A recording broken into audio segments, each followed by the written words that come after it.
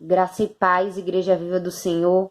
Gostaria de deixar uma palavra para a meditação do corpo de Cristo, que se encontra no livro de Gênesis, capítulo 2, versículos 7 e 8, que diz assim a palavra do Senhor. Então formou o Senhor Deus ao homem do pó da terra e lhe soprou nas narinas o fôlego de vida. E o homem passou a ser uma alma vivente. E plantou o Senhor Deus um jardim e pôs nele o homem que havia formado. Capítulo 3, verso 8. Quando ouviram a voz do Senhor Deus, que andava no jardim pela viração do dia, esconderam-se da presença do Senhor Deus, o homem e a sua mulher, por entre as árvores do jardim.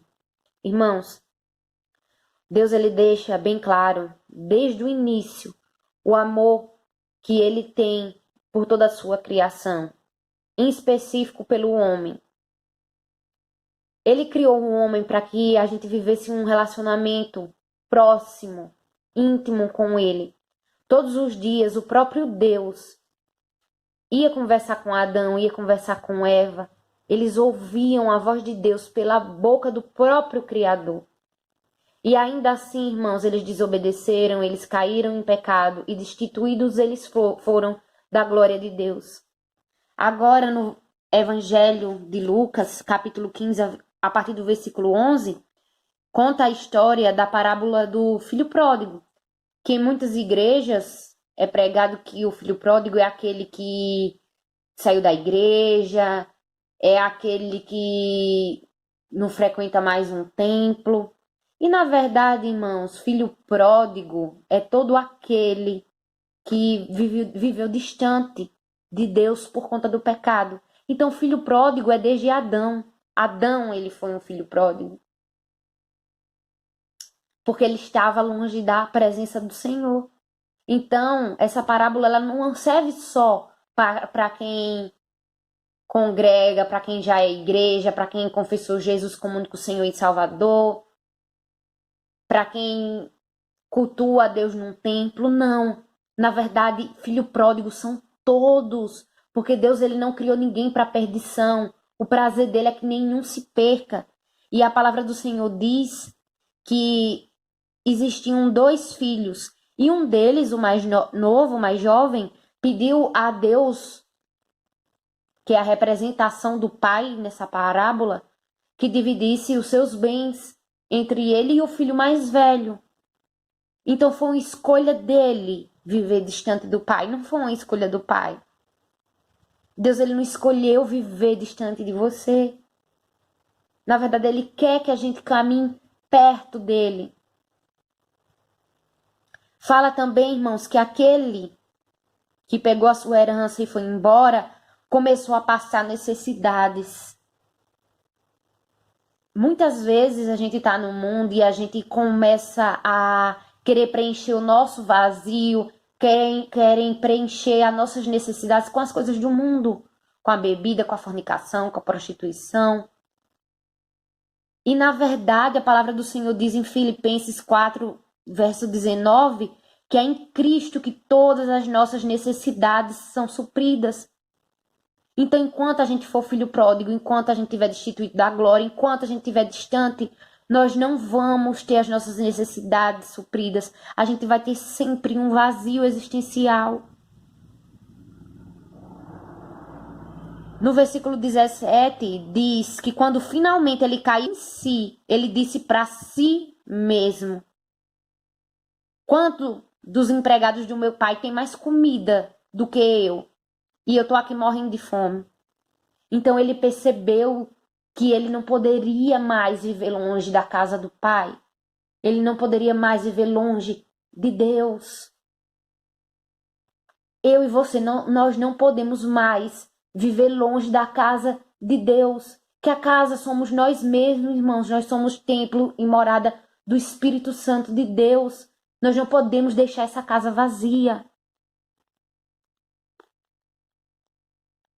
Então ele, além de confessar, de reconhecer que ele não poderia mais ser um filho pródigo, que ele não poderia mais estar distante, ele entendeu isso. E ele voltou para a casa do pai. E ele falou: pai, pequei contra o céu e contra ti. Eu não sou mais digno nem de ser chamado de teu filho. Irmão, se fosse por dignidade, ninguém estaria mais na presença de Deus. Ninguém poderia chegar para ele e dizer, Abba, Pai, chamá-lo de Pai. Porque nós não merecemos, nós somos pó e barro. Tem muita gente que não se aproxima de Deus porque diz, eu fumo e eu só vou me aproximar de Deus, eu só vou servir a Deus, eu só vou estar numa igreja, eu só vou adorar a Ele se eu deixar.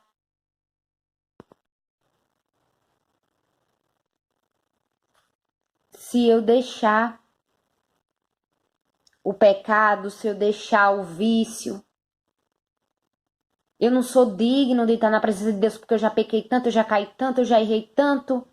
E na verdade, no livro de Lamentações, do capítulo 3, o versículo 22 e 23, vai nos dizer que a causa que nós não somos consumidos é porque existe uma misericórdia renovada a cada manhã. Então, se a gente acorda e dorme com vida, é porque, irmãos, na verdade, aquela misericórdia foi renovada naquele dia. Então, digno, merecedores, nós não somos de chamar Deus de Pai. Mas é a misericórdia dele, é porque ele é bom, é porque ele é paciente, é porque ele é fiel, que nós contamos com essa possibilidade de chamá-lo de Pai.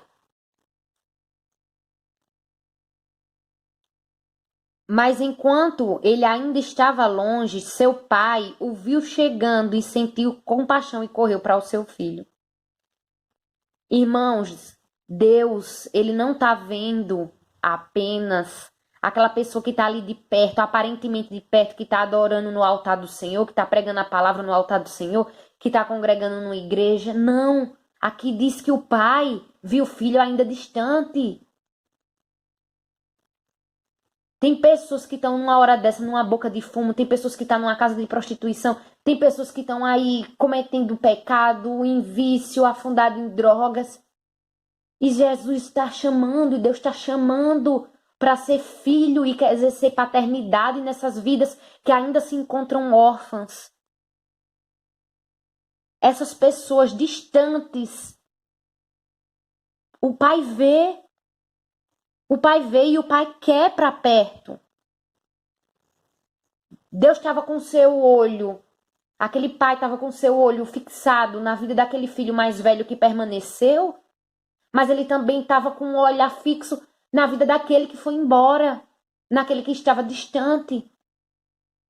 Então Deus, ele veio para todos. Ele quer e ele ama a todos sem exceção, ele não faz distinção. Então ele se moveu de íntima compaixão para com seu filho. Oh, irmãos, se um pai terreno, falho, pecador, pó e barro, tem compaixão do seu filho, imagine o nosso Deus que é soberano, que é o dono do amor, acima de todas as coisas ele é amor. Será que ele não vai nos amar, mesmo a gente tendo uma história e muitas vezes uma vida longe dele? Então ele o abraçou e ele o beijou. Não desperdice o abraço de Deus. Não desperdice o colo de Deus, porque hoje ele está te chamando para ser seu pai. E o filho disse a ele, pai, eu pequei contra o céu e contra ti. Quando a gente encobre os nossos pecados, irmãos, a gente traz condenação. Mas quando a gente confessa e deixa, a gente alcança a misericórdia. É pela graça, é a graça de Deus, de Jesus que nos justifica. Então ele mesmo, primeiro a palavra vai dizer que ele reconheceu, ele caiu em si, entendeu que ele não poderia mais viver destituído da glória, que ele não poderia mais viver distante do Pai. E depois que ele reconheceu para si, ele também reconheceu para o Pai. E ele falou. A gente não precisa correr no dia de hoje para o homem, para contar o nosso pecado, para contar a nossa falha. Deus, o próprio Deus, tem abraço, tem beijo, tem colo, tem ouvidos atentos, tem olhar atento, tem mão estendida para as nossas vidas. Então confesse o seu caminho tortuoso primeiro para si, reconheça e depois confesse ao Pai. E nele você vai encontrar consolo, refrigério e morada. Ele disse: eu não sou digno de ser chamado seu filho. Mas o pai disse: depressa, tragam a melhor roupa e vestir nele. Irmão, a melhor roupa é veste de salvação. Se você é um filho pródigo, se você está distante de Deus, se você caminhou uma vida inteira longe dele, se você se afastou dele, existe anel novo, existe sandália nova, sem o peso dos caminhos errados. Existe veste de salvação esperando por você, por cada um de nós, porque crente também precisa. De vez em quando a gente precisa que Jesus venha e faça tudo novo, de novo, e 1000 vezes se for preciso. Se ele diz que a gente deve perdoar 70 vezes 7, ou seja, de maneira infinita, é porque o próprio Deus tem a capacidade de nos perdoar quantas vezes for preciso. Tragam e matem o bezerro mais gordo, vamos comer e celebrar, pois este meu filho estava morto, mas agora ele está vivo novamente. E estava perdido, mas agora ele foi achado. E eles comeram e eles começaram a celebrar. No capítulo 15, no versículo 7, fala da celebração espiritual. Da mesma forma eu falo a vocês que terá mais alegria no céu por um pecador que se arrepende do que por 99 outros que são justos e não precisam de arrependimento. Então, desde o primeiro homem até o último, irmãos, vai necessitar, carecer da graça de Jesus Cristo, da misericórdia de Deus nova a cada manhã. Então, não deixe a condenação pesar sobre os seus ombros. Não deixe que o inimigo, que o caminho tortuoso te impeça de ter um pai. Você não precisa ser órfão. Você não precisa não ter mais um abrigo. Você não precisa mais procurar satisfazer suas necessidades no mundo. Você tem pai, você tem dono. Mas o primeiro passo, quem dá, somos nós. O pai estava ali esperando de braços abertos, mas o filho precisou reconhecer que precisava de ajuda. E ele correu para o colo do pai. Então reconheça que como filhos pródigos nós não vivemos para viver distantes. Na verdade, nós somos filhos pela graça de Jesus Cristo. Então, que a gente dê esse passo de se voltar para Deus e verdadeiramente agir como filhos dele, porque ele tem um colo, irmãos, grandioso. Ele tem a presença dele todos os dias da nossa vida até a consumação dos séculos. Mas dê esse passo de fé em direção a Jesus. Amém?